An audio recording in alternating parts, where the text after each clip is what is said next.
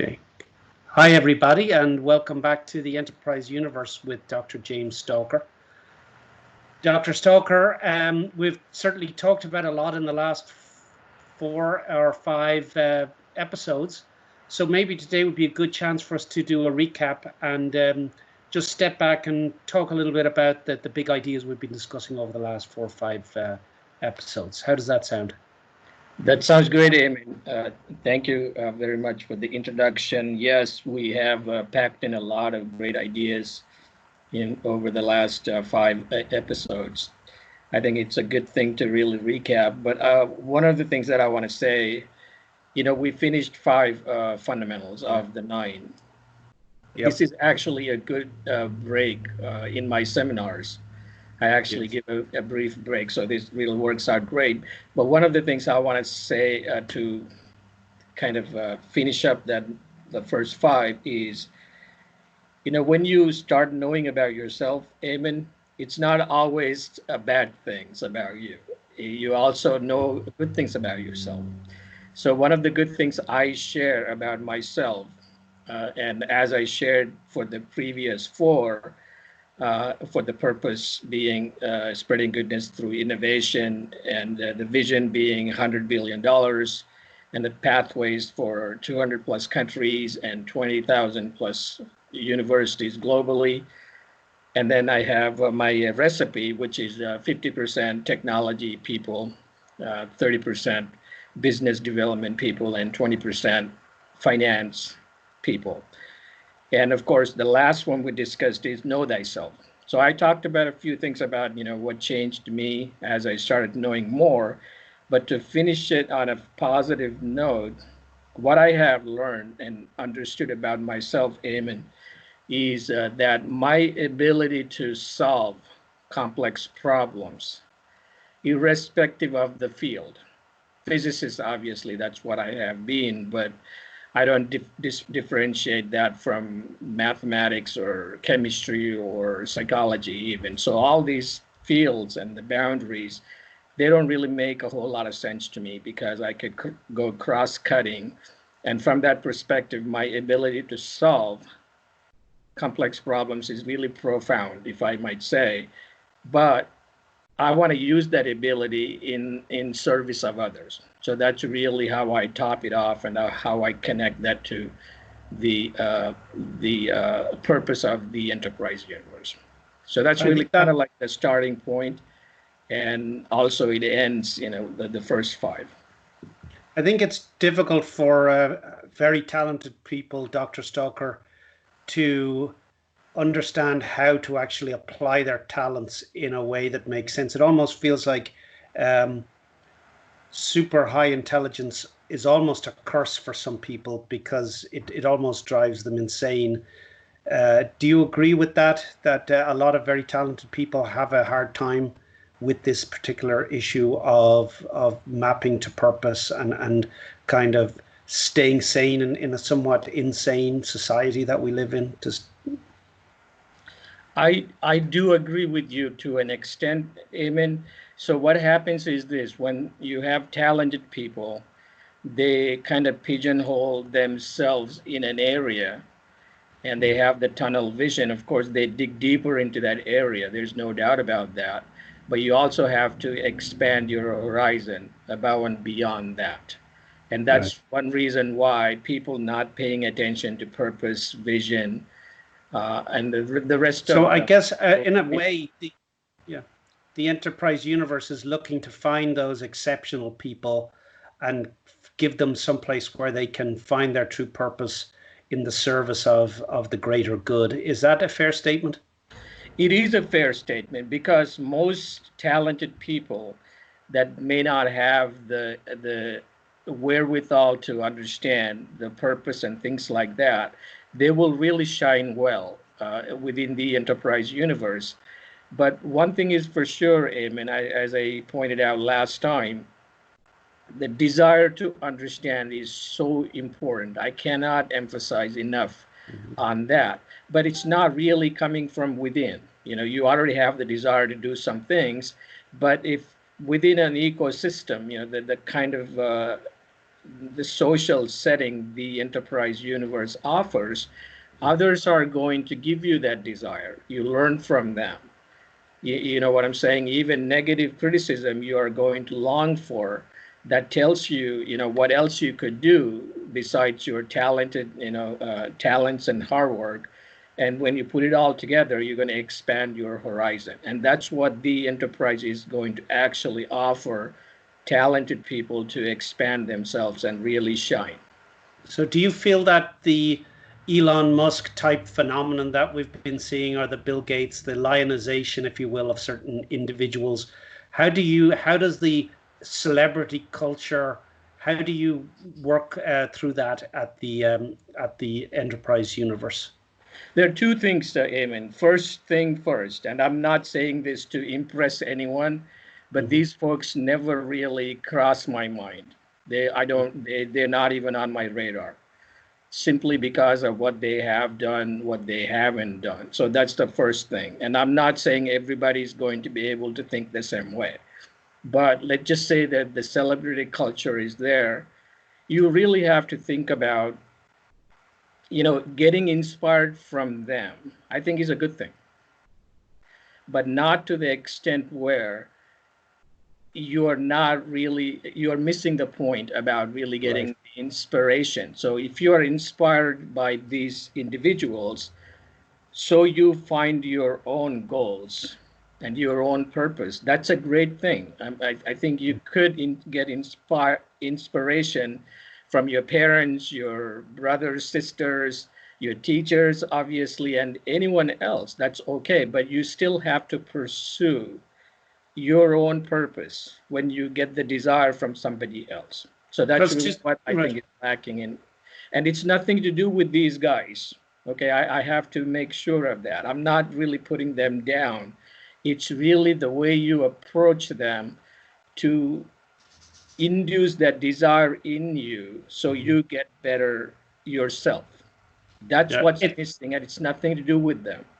As the world turns, it seems clear that talent is the number one determinant of wealth creation and our ability as a society to survive. So I hope that through these videos, we're actually reaching out to some of these very talented individuals who may be willing to join you, Dr. Stalker, in building out the enterprise universe. Is that how you feel about what we're doing here, that we're really reaching out? I believe so, Eamon, but one thing is even more important than talented people. I actually like people that have the desire. They have the drive to get better. I would take anyone with the drive than somebody with a ton of talent. You know what I'm saying? Because the enterprise universe is going to give so many tools for them to get better, but it's nearly impossible to induce that desire in somebody. They do have to have some natural inclination. Is maturity a word you'd use to describe that, Dr. Stalker? Are you looking for certain, when you say know thyself, does that imply a certain amount of self-knowledge, maturity to begin with? That just wondering if that fits. It does. Okay, so if you're a talented person and you're trying to get something out of it for yourself, I mean, that happens a lot. People are working hard to get something for themselves. That really happens a lot.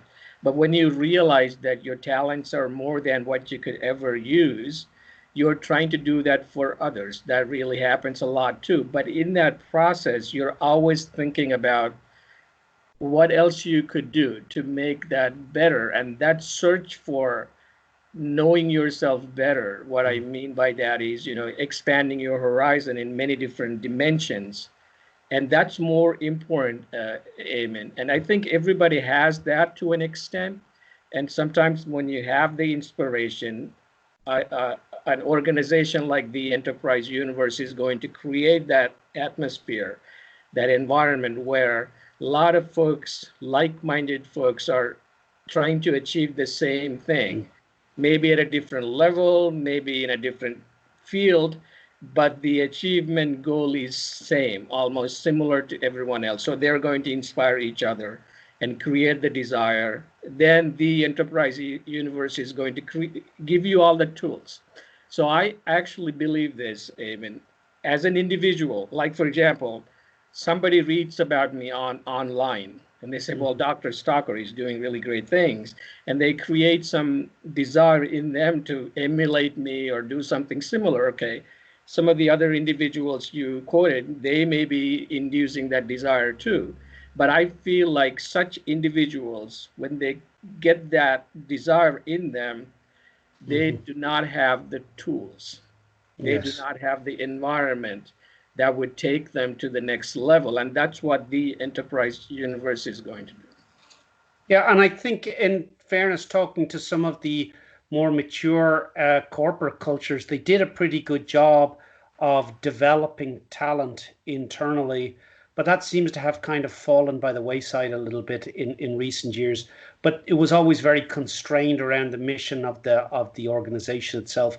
I think you're speaking to developing them as individuals and simultaneously working towards the vision of the enterprise universe, which is maybe a little bit more human-centric and society-centric than most corporate missions that I'm familiar with. I believe so, Eamon. I think from what I understand about these things is expanding your horizon on the social dimension, which requires a lot more hard work on your part through this knowing yourself.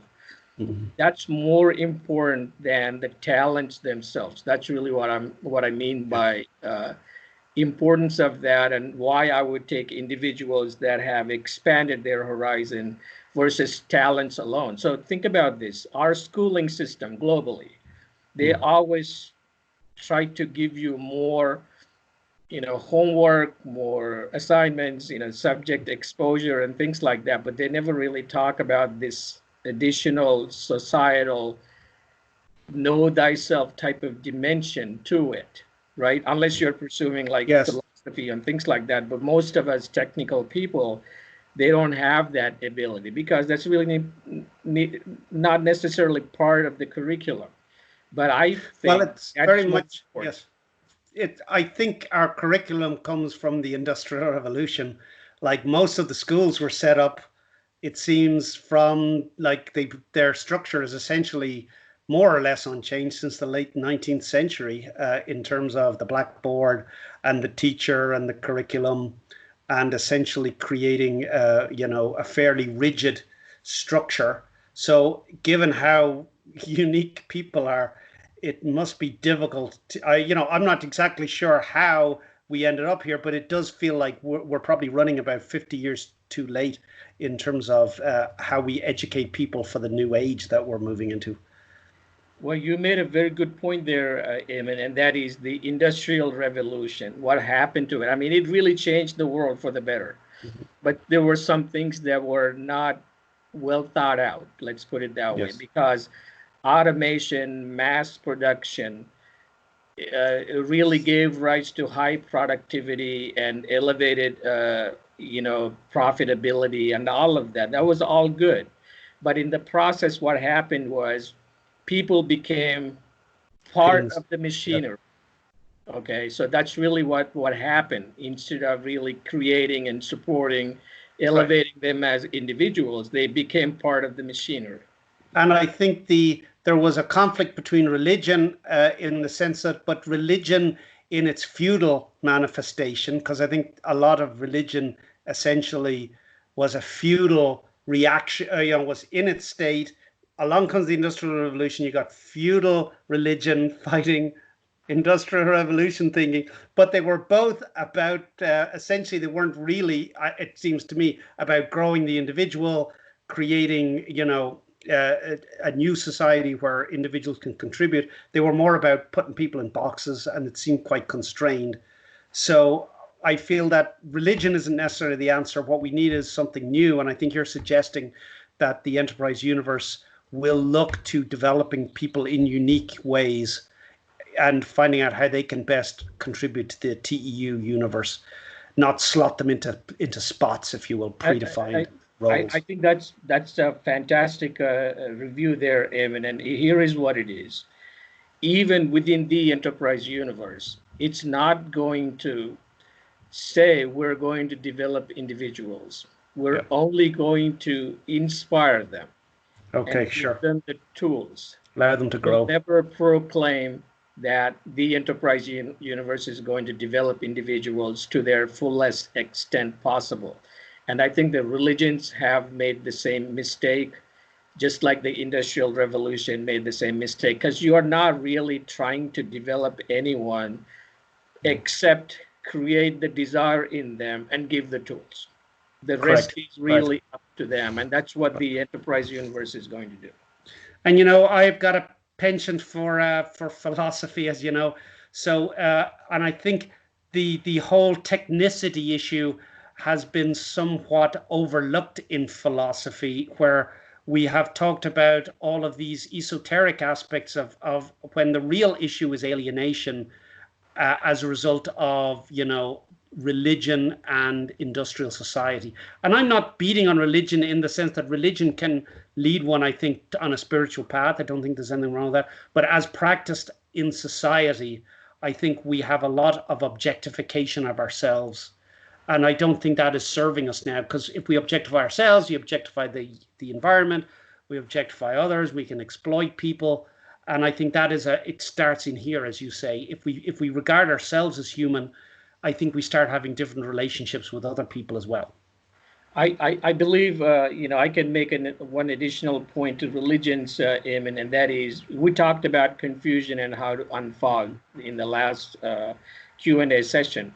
So here is what I think. I have studied religions as if they were sciences, from A to Z, with the logic and where it failed and all of that. Multiple religions, not just one. But the conclusion was that religion could help you become a better person and help you unfog the confusion. But wrongly used, it could contribute to further confusion. So that's really what people have to understand. Absolutely. If it's contributing to your confusion, it's not something that you want to follow. If it helps you unfog your reality, your confusion, and reach this objective reality, then that's good. And that's not an easy thing to do, Amy. Which is, of course, the double-edged sword of industrial society. It's brought many gifts to humanity, and yet it's also brought a lot of challenges. And I think the challenges are now getting to the point where we need the enterprise universe, because we really do need to plot a new path forward, especially because it seems like that the systems we have created, Dr. Stalker, feel like there's no one in control, in the sense that it feels like capitalism is bigger than any person. It feels like technology, the way it's advancing, is bigger than any person. It feels that they're runaway in a sense. And how do we put the human back in charge when we have created, you know, mechanisms, I think, that transcend our ability to control what's going on? I think it all starts with the recognition, Eamon. Once we recognize that that's not the focus of our society and human beings, that's a great start.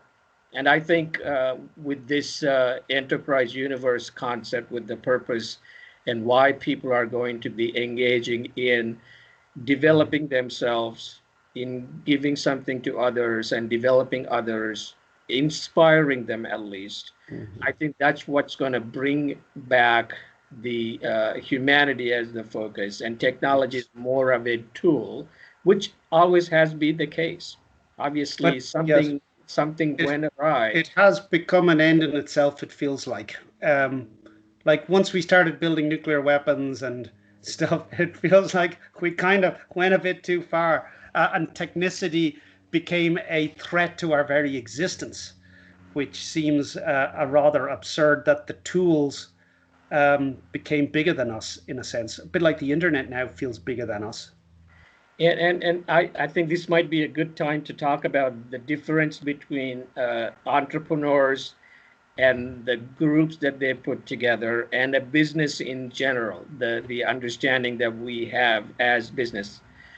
So when you look at business, Eamon, you have what? Buildings, furniture, computers, and Assets, yeah. vehicles.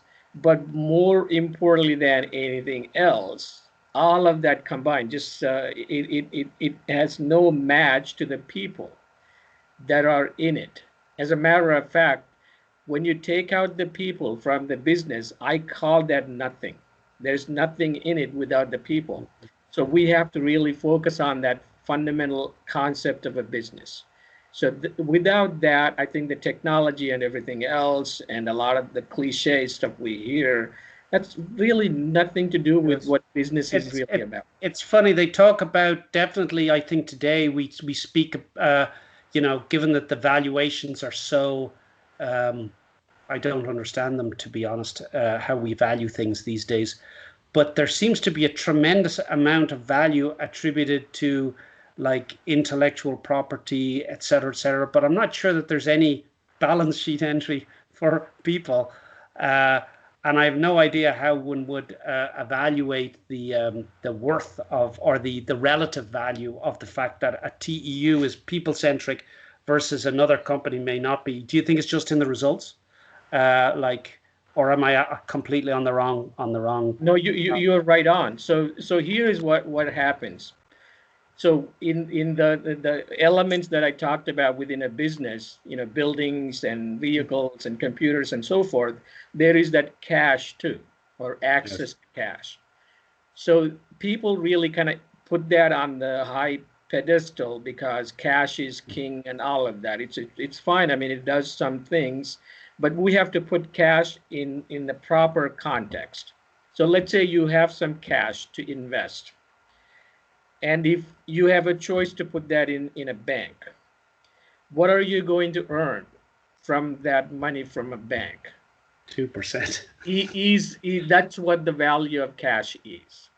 Yes. So when you put that much money into a business and expect 10x, 50x, whatever the expectation is, where do you think that's coming from? It's not coming from your cash. It's still 2% commodity.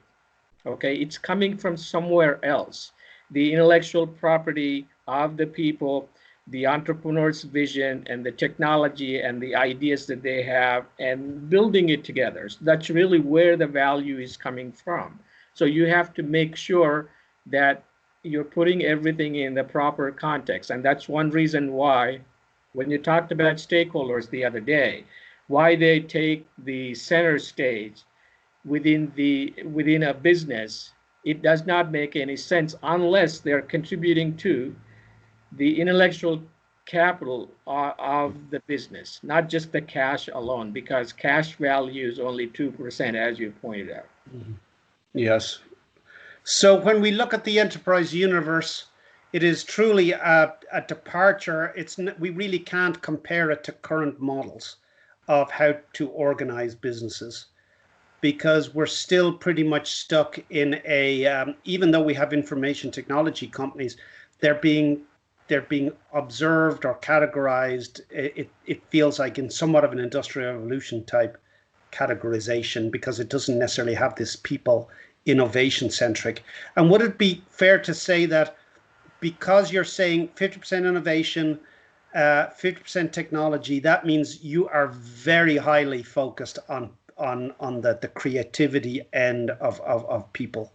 Is that fair versus like if we were digging ditches or something like that? It is fair. When I say technology, I'm talking about people with that background are being essentially recruited into the enterprise universe simply because it is an innovation-centric business. That's why it includes engineers, scientists, computer scientists, and so forth. Social engineers too. But it's with that technology focus And that's really why it is different from some other organization. Let's call a religious organization. They have a purpose, they have some vision, pathways, and so forth. We are significantly different from them simply because of the way we serve the public and our customers through our innovations. Right. There are similarities, and I think that good religious organizations are organized around providing services to the community, which I think would be similar to TEU in that sense. Albeit, I think that the focus is on technology as a tool and stressing the human element. So I think there are some similarities with religious organizations in the human side, but not in the methods and perhaps the how it sees reality. I think you're right on about that. There are when in the service of others, I Yes. think religious organizations have that at least on paper. Okay, we Yes. don't know how the implementation occurs. You know, those are some of the things that we At least the idea is there. address. But And with I the think that enterprise, yeah, I think that historically this is an important point. It gets back to the mission, and I guess this is the very technology spreading goodness through innovation. It's back to the mission again of the enterprise universe. It's the goodness, it's the human, it's the community centric, and we're all the way back to the beginning. It feels like to the very first episode. the beginning is really never ending. Amen. As a matter of fact, what differentiates the enterprise universe from XYZ company out there is that company always has an exit strategy. Mm. Okay, so you talked about valuations, multiples, and things like that. They're always working toward that in the time frame of whatever time frame they have in 4 years, 5 years, 10 years. If I have 10x valuation, I will exit out of this. That's really never the case with the enterprise universe. We're never going to Yes. think about who to sell it to. As a matter of fact, I mean, I'll brag about this, and I think I'm entitled to after doing all of this work. There is no one who could actually buy the enterprise universe. It is bigger than any other brand in the whole world. It belongs to everyone that wants to embrace it and get better themselves and help others. It's not about growing fast or growing big, but actually growing with that sense of understanding and that sense of value and the creation of that desire in others to get better and make others better. Right. And I think there's a point there that this is probably difficult for people who haven't known you for a long time. Dr. Stoker may have a hard time understanding this, but from my perspective, we truly are on the cusp of a significant disruption with with your methods and with your TEU. And it like anything on the edge. When you're on the edge of disruption, everything looks, before the disruption, people cannot conceive of it, and then after the disruption, it takes them a long time to get used to it. But I think what you're bringing to the world is disruptive in the best sense of disrupting, in the positive sense of disrupting. So I hope that everybody who's watching this will understand that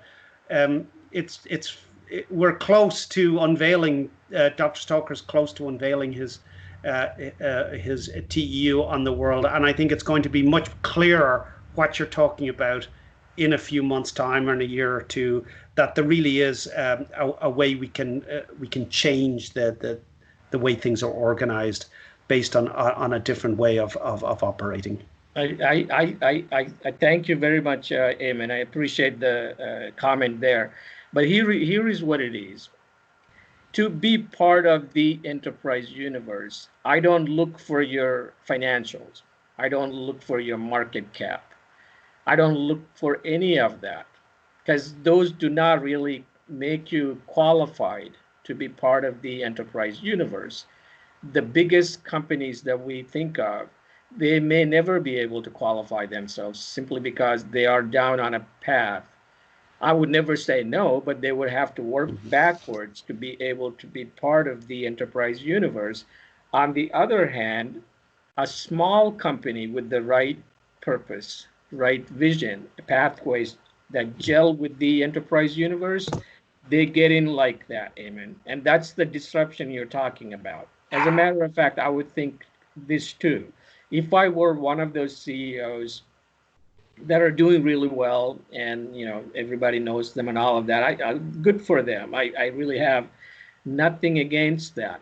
But when they understand the vision, the purpose of the enterprise universe, they're going to think twice about what they have done. And I think, yes, if they're able to do that, Amen, I think the purpose of the enterprise universe, as an example, it's already working. That's really what I think will happen, and that's what the disruption you're talking about. And I think as we continue this series, what always shines out to me, Dr. Stalker, is the clarity of your thinking, the absolute concreteness and clarity. And it is quite, I enjoy talking to you because my personal experience of talking to you is I can feel it's like there's something very concrete about your thinking, and it's not squishy or whatever. And maybe I feel like my thought process is a bit squishy as it comes in contact kind of with your thought process. So I appreciate the opportunity to talk to you, and I really appreciate the clarity that you bring to these conversations about where you're going and what it all means. Thank you very much, Eamon. And I'll have to tell you, talents and all are great, but a lot of hard work too, Eamon. So yeah. I work like 1,000 times more before I say anything. Okay, yeah. So but that's clear that every word has behind the scenes, right? Yes. Yes. So that's true. But let me say this. Let me say this, Eamon. So when I talk about confusion, I could write a 1,000-page book on that. Mm-hmm. But I want to make sure they don't get lost in that book as they read more about it, as if it's a story. They enjoy it, they get entertained and all of that. But I don't want them to lose the main thing about that 1,000-page book, and that is confusion. You have a delta, and you have to work for it to close that gap. Even if you have talents, you have to work hard. Your talents might help you speed it up a little bit, but you still have to work hard. Those are the things that I want to bring in to the enterprise universe. So everybody does that. That's really the point. And I think, Dr. Stoker, your philosophies are very practical. Like, you do not get tied up in philosophizing for the sake of esoteric philosophizing. Everything's very much grounded in practical, but that doesn't mean they're not deep observations about how we should work better on ourselves to move towards the light, if you will. Because I think I agree with you that we can often get, we can blunder around in confusion for a long time, but where's the light and what's the path towards the light? That really becomes the issue. I believe so, Eamon. And, a lot of the philosophers, you hint here and there, Eastern philosophies and all of that. I think when I studied them, I understood there were some issues.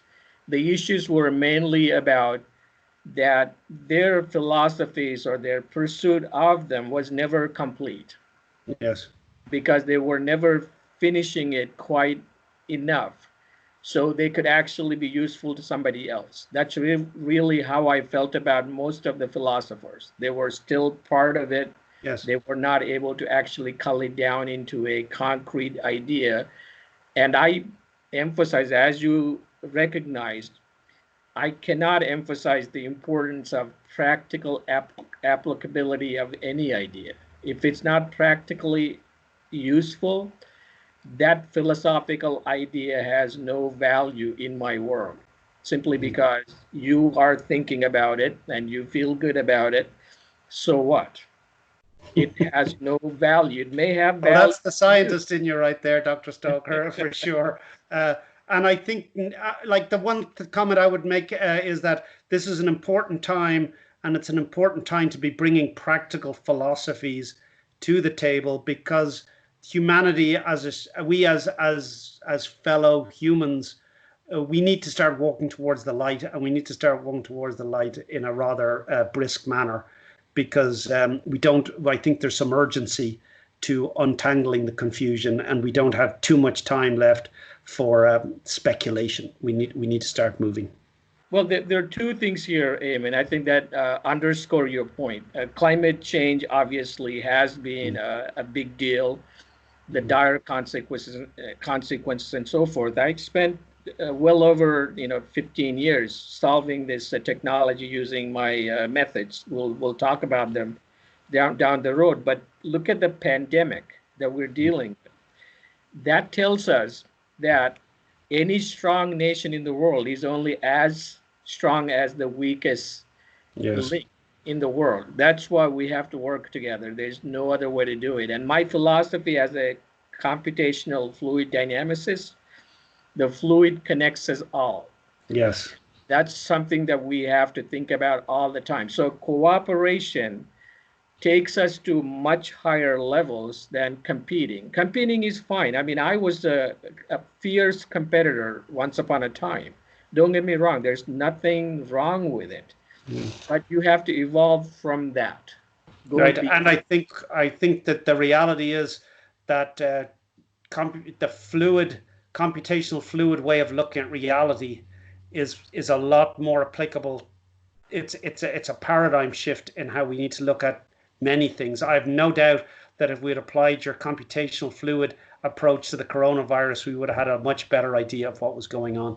So I think it's somewhat of a scientific revolution around applying your methods to things like coronavirus and the economy and to climate change that is truly part of the innovation in the enterprise universe. That's absolutely true. You're summing it up really well, Eamon. One thing you told me, you were pointing out the interrelations between the stepping stones and all of that. That's what computational fluid dynamics is in a nutshell. There are interrelations, interactions that are ongoing all the time, but you don't know what the net result is. That net result is going to be different each time depending on how many interactions are taking place. And as humans, and like this, we tend to look at the net results and try and imagine patterns in the end results without understanding the underlying mechanisms. And as a result, our models aren't very good, really. They're almost like shadows. We're making models out of the shadows instead of what's making the shadows. It's almost to that point of absurdity. That is absolutely, it's a great simplification, but it's a profound simplification simply because when you're only concerned with the result without understanding the interrelation that really led to that, which is really the Stalker method for weather and climate simulation, you may be headed to west all the time thinking that you are headed east. Yep. And as I said, you have no way of understanding that. You lose direction in a way. And I think it's truly, it is like Plato's cave, where we are looking at the shadows and we don't understand the underlying elements because we haven't applied the right scientific methods, and as a result we can easily fool ourselves into thinking we understand something when we really have known nothing about it. It's like and I often say this, is that there's very little if we're relying on machine learning to tell us about the fundamental nature of reality, we're going to be here a long time. So with that, Dr. Stalker, I'm excited about having some more. I think it would be great to have some more conversations about the technology, actually, now that we've kind of opened up that at the end of the meeting. But let's see where we go from here as in our next meeting. What would you like to be the next subject of our next chat? I would say we should probably recap one more session, okay, Eamon, because we touched on so many high-level ideas that are so important. And then I'll come back to the back four of the 9 fundamentals. And I've certainly enjoyed this, because it's as you say, jumping from stone to stone on the path from one shore to the next helps me find my footing, if you will, and has been very useful for me and hopefully for the audience in understanding what the enterprise universe and the fundamentals really are. It is one of those things, Eamon. When you realize it, it's worth more than millions and billions of dollars. You could actually earn millions and billions of dollars without understanding any of this. Yes. And then you scratch your head and say, well, why do I still feel like I haven't done a whole lot? That's because you really haven't done a whole lot. And I want to make sure those who come into right. the Well, enterprise yes. universe don't come like, down that path. It's like Copernicus, that the Earth revolves around the sun. When these paradigm shifts are pretty fundamental. Okay, Dr. Stocker, we will chat again soon, and thanks so much to the audience for tuning in. Thank you.